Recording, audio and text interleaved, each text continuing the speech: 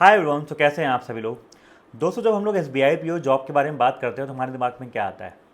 यही आता है ना कि एक बहुत ही हैंडसम सैलरी वाली जॉब होगी जहाँ पे स्टार्टिंग सैलरी आपकी 90,000 1 लाख के आसपास होगी। प्लस बहुत सारे अलाउंसेस होते हैं, मेडिकल बेनिफिट्स होते हैं, दिमाग में ये आता होगा। एक ऑफिसर लेवल की जॉब है तो कहीं ना कहीं ऑफिस में एक पावर है, सोशल रिस्पेक्ट होती है और लोग सर सर या फिर क्या बोलते हैं, ऑफिसर मैनेजर साहब बोल के बुलाते हैं। ठीक है, बढ़िया है। और उसको कई लोग का उसको सपना ये भी होता है, जो कि एक रियलिटी भी है, कि हम लोग वही ऑफिसर से ज्वाइन कर रहे हैं तो कहीं ना कहीं कल को हम लोग चेयरमैन बनेंगे। ठीक है। अब देखिए, तो ये जो सारी चीज़ें मैं आपको बताया ना, ये सारी चीज़ें सुनने में और देखने में बहुत अच्छी लगती हैं। लेकिन दोस्तों, आज मैं आपको सिर्फ यहाँ पे ये चीज़ें नहीं बताने आया हूँ, तो रूबरू करना चाहता हूँ कि इसकी ग्राउंड रियलिटी क्या है। क्योंकि दोस्तों, ग्राउंड रियलिटी कोई आपको बताता नहीं है, जो अक्सर आपको लोग नहीं बताते। तो मैंने ये एग्जामिनेशन निकाला है और I P S P O भी निकाला है, और मुझे पता होता है कि मुझे इसको पता है कि इस एग्जामिनेशन के लिए कि जो कितने रातों की नींद और कितना सेक्रीफाइस लगता है। तो अगर आप इस एग्जामिनेशन को देख के S B I P O की सैलरी और क्या बोलते हैं ये सब चीज़ें देख के अगर आप आते हो, तो पहली मुश्किल आते ही दोस्तों आप पीछे हट जाओगे, आपकी हालत ख़राब हो जाएगी। मैटर ये करता है कि जो ये एग्जामिनेशन है, ये जो इतनी घिसाई मांगता है, वो आप देने के लिए तैयार हो कि नहीं तैयार हो। दोस्तों, पिछले 5 सालों में इस बी आई पी ओ का चेहरा पूरी तरीके से बदल चुका है। वो ज़माना अब गया है कि अब बच्चे स्पीड मैथ्स और बेसिक डी आई करके जो है पेपर को सॉल्व कर लेते थे पहले, अब वो नहीं हो पाएगा। पिछले 2 सालों में अगर आपने इस बी आई पी ओ का पैटर्न चेक किया होगा, तो इस बी आई पी ओ का जो पूरा पेपर है, पैटर्न है, कम्प्लीटली चेंज हो चुका है। स्पीड मैथ दोस्तों ना के बराबर हो चुकी है, 2 या 3 क्वेश्चन आपके स्पीड मैथ्स के आते हैं, और अर्थमेटिक एंड डी आई ही दोस्तों भर भर के आती है। तो अभी जो आपका पेपर का किंग बना हुआ है वो आपका अर्थमेटिक बना हुआ है एंड डी आई। सर दोस्तों, डी आई में भी इन्होंने इतने बड़े बदलाव किए, मैं आपको बताऊं। एक एक डी आई पे पहले दोस्तों 5 क्वेश्चन नॉर्मल आते थे, अब क्या होता है कि 4 क्वेश्चन आते हैं और 2 क्वेश्चन 3 क्वेश्चन आपके बड़े बड़े आते हैं, इतने लेंदी लेंदी आते हैं। आज से दोस्तों जो बच्चे पेपर दिए होंगे उनको पता होगा, हर शिफ्ट में एक केसलेट आई थी। थर्ड शिफ्ट में दोस्तों एक केसर टाइप की ऐसी आई थी जो कि देखने में छोटी लग रही थी, तो बच्चे लेकिन जब उसको उठा रहे थे वो इतनी ट्रिकी थी कि उनका टाइम खा जा रही थी। बहुत से बच्चे उसको नहीं बना पाए थे, स्किप कर रहे थे। और उसको लास्ट के पेपर तब भी चलो थोड़ा ठीक आया था। उसके दोस्तों जो पिछले साल का पेपर था वो और भी टफ आया था, जहाँ पे आपको मैं बताऊँ जो आपके गुड अटेम्प्ट थे ना, वो 8-10 नंबर से ऊपर बन रहे थे गुड अटेम्प्ट। ये लेवल का पेपर दोस्तों आप लोग का आया था।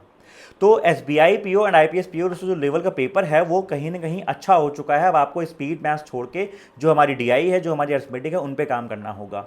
और दोस्तों अर्थमेटिक बहुत सारे बच्चे स्किप कर देते हैं, इसलिए मैं वीडियो आपको बता रहा हूँ, क्योंकि दोस्तों अर्थमेटिक स्किप करने का ऑप्शन अब आपके पास नहीं है, ये बात ध्यान रखिएगा। एंड अर्थमेटिक दोस्तों वो नहीं कि आप बस फॉर्मूला पढ़ के चले गए, नहीं।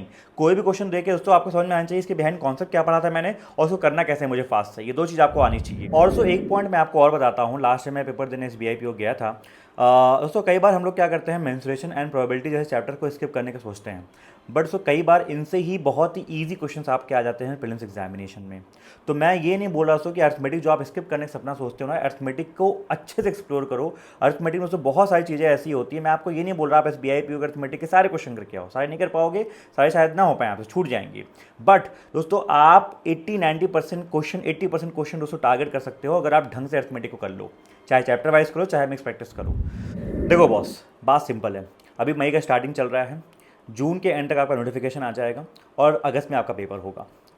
अगर अगले 3 महीने हम इस चीज़ को ढंग से ये प्लान करें कि अभी आप प्रैक्टिस ऐसी करो, आप चैप्टर वाइज प्रैक्टिस भी कर सकते हो एंड आप मिक्स प्रैक्टिस भी करो, दोनों करो। मैं बोलूँगा चैप्टर वाइज दोस्तों जब आप प्रैक्टिस करोगे तो आपके रिविजन्स भी होंगे, जो आपने अभी पूरा पढ़ रखा होगा, फिर कौन से पढ़ रखा होगा। जैसे तो हमने फाउंडेशन बैच लगभग खत्म कर दिया है, तो वो आप रिवीजन कर रहे होगे।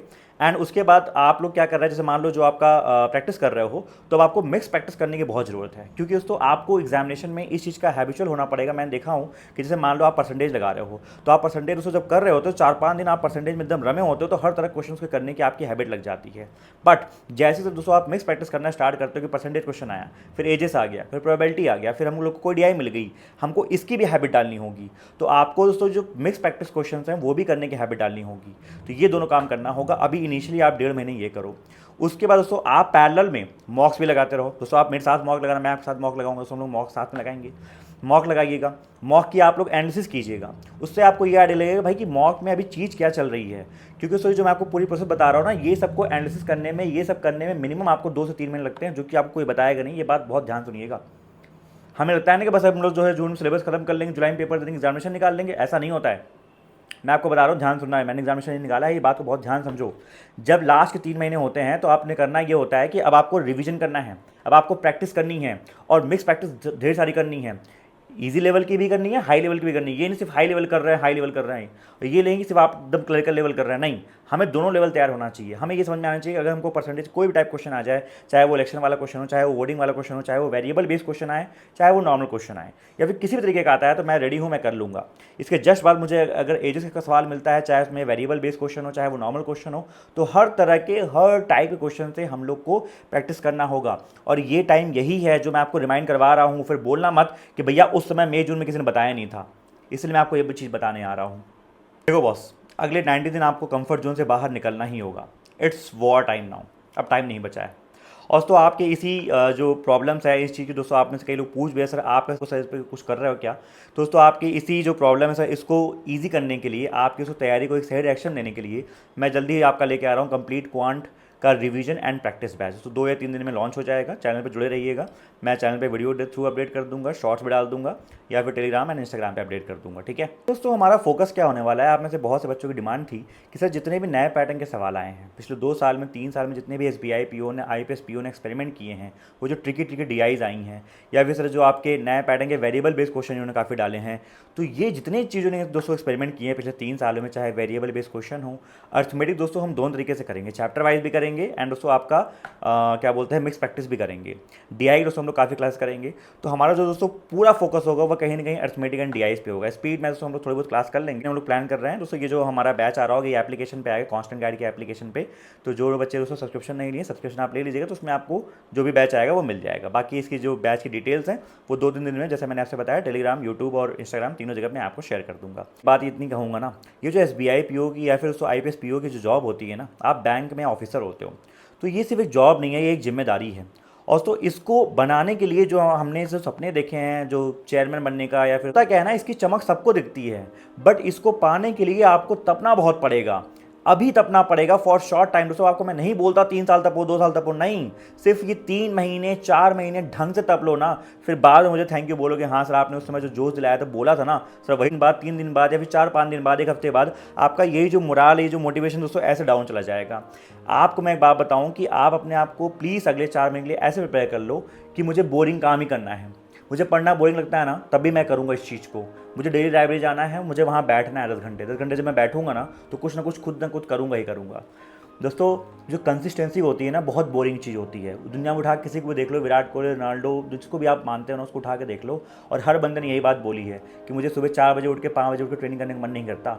पिछले 4 साल से बैंकिंग में पढ़ा रहा हूँ, हज़ारों बच्चों को बैंक ऑफिसर बना चुका हूँ, और उनसे जब से सबसे बात करता हूँ तो एक बात सब लोग यही बोलते हैं कि सर जो वो लास्ट के 6 महीने, जो मैंने लास्ट के 5 महीने पढ़ाई की थी ना, वो उसी मेरा सिलेक्शन हो गया। वो मेरा जो पूरा फ्लो था ना, वो डबल ट्रिपल मैंने कर दिया था जो मैंने उसके पहले पढ़ता था।